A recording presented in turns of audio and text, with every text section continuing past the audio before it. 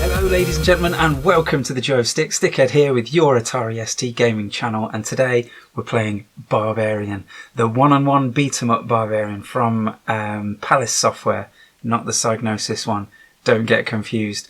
I've spent ages looking for some magazine reviews of this Barbarian, but every time I found one it actually turned out to be for the other Barbarian, the Psygnosis Barbarian, which we might give that a go one of these days. But anyway, today we're playing this. This is a 1987 game, so nice and early in the ST's life. I think it came out on the Commodore 64 first, and then was ported across to various different platforms. And it's really a really faithful port, basically. Take that. And that's one of the most famous things about this game. The other most famous thing about this game is the cover art. Oh my word, they courted controversy with the cover art. Basically, you know, up until this point, most video games were seen as just child's play, really, things for kids. But then Palace Software had other ideas, because they brought out the game with this box art. And you can see there two very scantily clad models. Funnily enough, the guy there is Wolf from Gladiator, if you ever used to watch Gladiator. And the woman is Maria Whittaker from Page 3 fame. But yeah, you can imagine that lots of people didn't really appreciate that. I think most of the people buying the game and the teenagers and young lads throughout Britain really appreciated it. But yeah, basically it made headlines of being filth and all this kind of stuff. But did that stop the game from selling? No, it didn't. Of course it didn't. All the controversy and stuff made sure that this game was a massive hit. And who knows, you know, maybe it's part of that narrative of games going from very much a kid's pastime to something more acceptable to adults. Who knows? But anyway, should we crack on? Oh yeah, there's a plot. I forgot there's a plot to this game. Let's see what the manual says. The evil sorcerer Drax desires Princess Mariana and has sworn to wreak an unspeakable doom on the people of the Jeweled City unless she is delivered to him. However, he has agreed that if a champion can be found who is able to defeat his demonic guardians, the princess will be allowed to go free. All seems lost as champion after champion is defeated. Then, from the forgotten wastelands of the north, comes an unknown barbarian, a mighty warrior, wielding his broadsword with deadly skill. Can he vanquish the forces of darkness and free the princess? Probably not, no, because he's being controlled by me. But we're going to have a go. Let's go. Oh yeah, I've forgotten. You have to press F1. See, there was Drax. Did you see him? There's Drax himself. I'm guessing, it didn't really mention that in the manual, but I'm guessing the general plot is we're all kind of champions and we're all fighting each other because we want... Oh, I almost had his head off. I've got to get his head off, haven't I? Oh, that was close. Right, let's get out of this corner because we're getting...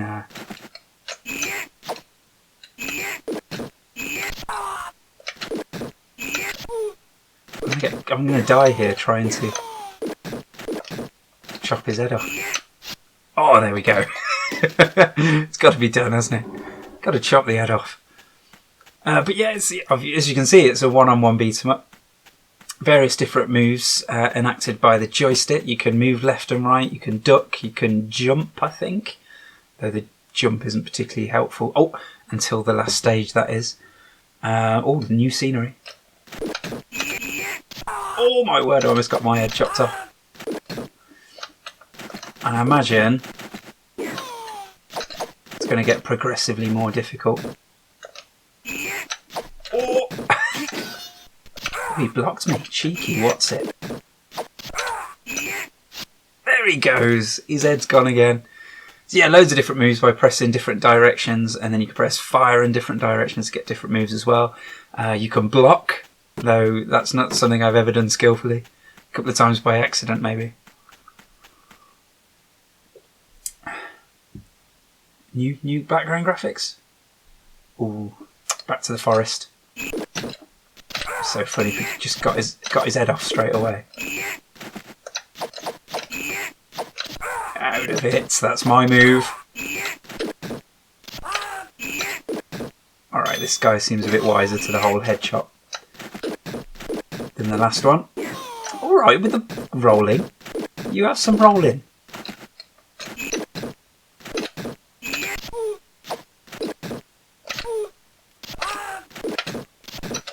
We might lose here, guys. Oh.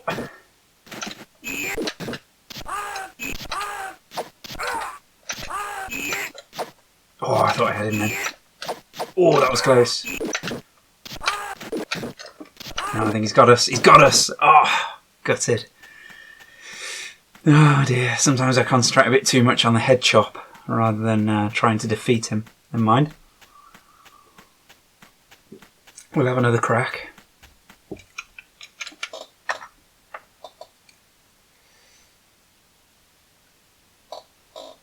Oh, we get to put our name in. How about that? Not quite top score though. We need to do better. Alright, here we go. Yep, you can play a 2-player as well. I've seen it mentioned on forums before, people asking, how do you start a game? Use the F keys. It's quite like IK Plus for that. I wonder what came first actually, this or IK Plus? Both quite early games.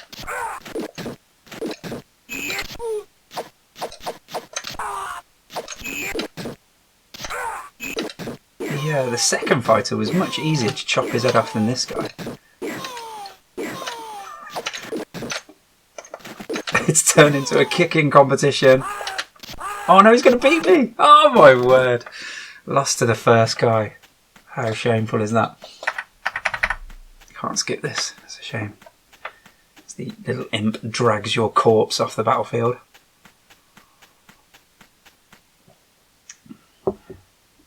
Right, now I used to cheese this game. I have completed this game, but by completely cheesing it. So I'm going to have one more legitimate go, and then I'll show you how I used to cheese it. See if it still works.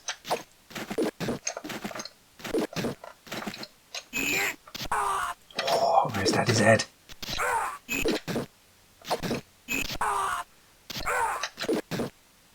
See, the problem with the head chop move is I'm so impatient, especially when it comes to video games, that I just want his head off. It's so much quicker. Just get his head off. We can get on with things, honestly. I think I'm right in saying those snakes kind of grimace and move with pain and stuff when you chop each other. Is that right? I'm going to keep an eye on those. But yeah, if you haven't noticed, top left and top right, that's your health meter there. And each hit takes away half a circle.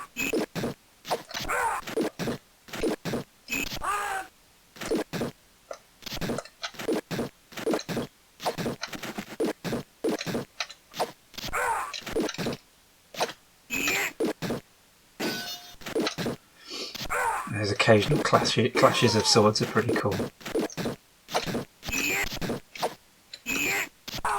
Oh! Oh my word! Oh, he's absolutely wrecking me with a combo there. Oh, he's done me! He's done me! Shouldn't let myself get caught in the corner, should I? Alright, I'll show you how to cheese it. It's extremely dull. It's extremely dull. It does completely ruin the whole game. But let's see. Let's see if it works, shall we? Oh. Oh. Backspace just moves you along. Are we ready? Let's go. Alright, so basic cheese tactics. You roll them into the corner, and then you kick him. You roll him, you kick him. You roll him, you kick him. You roll him, you kick him. Occasionally he jumps over, so you roll him all the way back to the other side, and you kick him. And 12 kicks in the nudges, And that's it.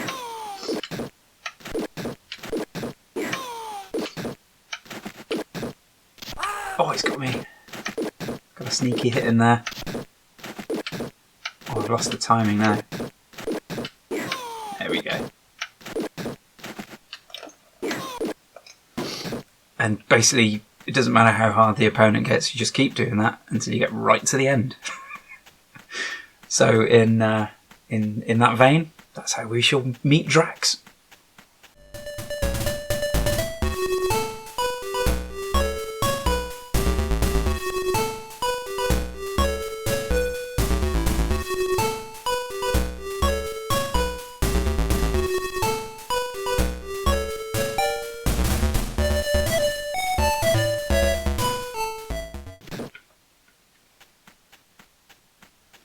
See, and that's the thing about this game, is it's hard for me to judge objectively because it's such an iconic game for me. I remember seeing this on my uncle's Amstrad. I remember him calling me into his bedroom, being, look at this, look at this, look at this, and then showing me the spinning head chop move and then bouncing across the screen. And, you know, I was in love from that moment on.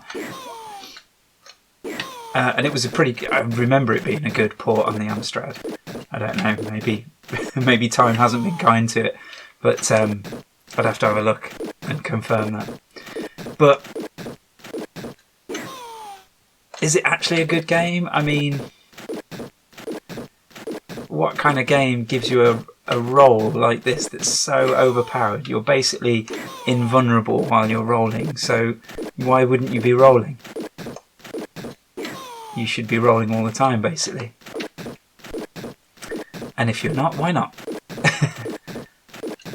So basically, I mean, you could have fun. There's no doubt you could have fun in 2-player with it. You just have to have a no rolling policy. Which is ridiculous, isn't it, really? You know, in playtesting, they should have realised that actually roll is a bit too powerful. We need to do something about it. I mean, have the roll in there by all means, but you know, it needs a balance, doesn't it? It needs something to counter the roll. I don't know, maybe the kick is lower and you can kick somebody while they're rolling, or I'm not sure. Or if you roll, it leaves you vulnerable when you get up, or so you can I don't know. But something to stop every single round becoming a roll fest. Because that's what it becomes. I mean, why would you fight this guy? Why would you stand up and fight this guy when you can roll? Oh, that's the thing, isn't it? People always say, oh, such and such a game is the Dark Souls of platforming, or the Dark Souls of the ZX Spectrum. I think we found the Dark Souls of the Atari ST. Because in that game, I've seen people playing that game, and I haven't played it very much, but they roll a lot to avoid harm. And it's basically the same, isn't it? Just keep rolling. Alright, I'll see you at the other end. We'll go and meet Drax.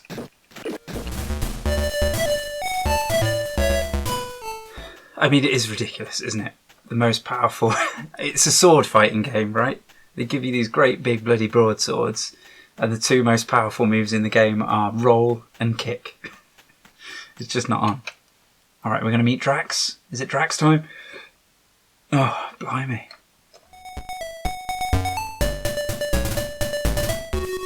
So I didn't do quite as much rolly kick in that bout. This guy, I don't know, it just seemed like I had a really predictable pattern of attack. I was rolling him. If I tried for a low swipe straight away, he would roll. Whereas if I stood up momentarily, he would go for an overhead chop. Right, I feel like I'm exploiting the game a lot less now. I kind of got used to their pattern of behaviour. Well, I'm probably exploiting the game in a different way rather than exploiting the game less. But I think we get to fight Drax now. Do we? Nope. Okay. This guy wears a special black leotard. His behaviour seems the same though.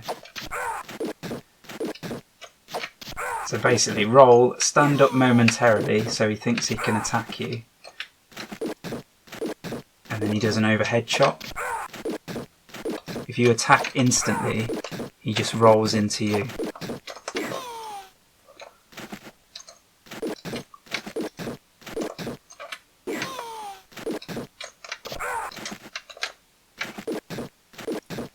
Like this, stand up a little bit, chop. Stand up a little bit, chop. Stand up. And then when he's in the corner, his behaviour changes again.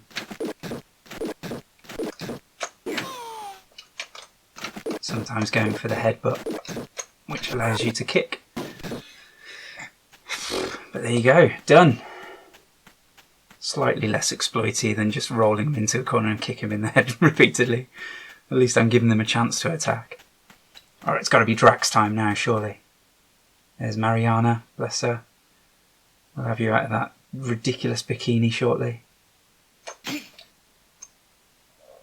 Okay, alright. It's been a while, but we can do this. Oh! Really? Oh! Is that it?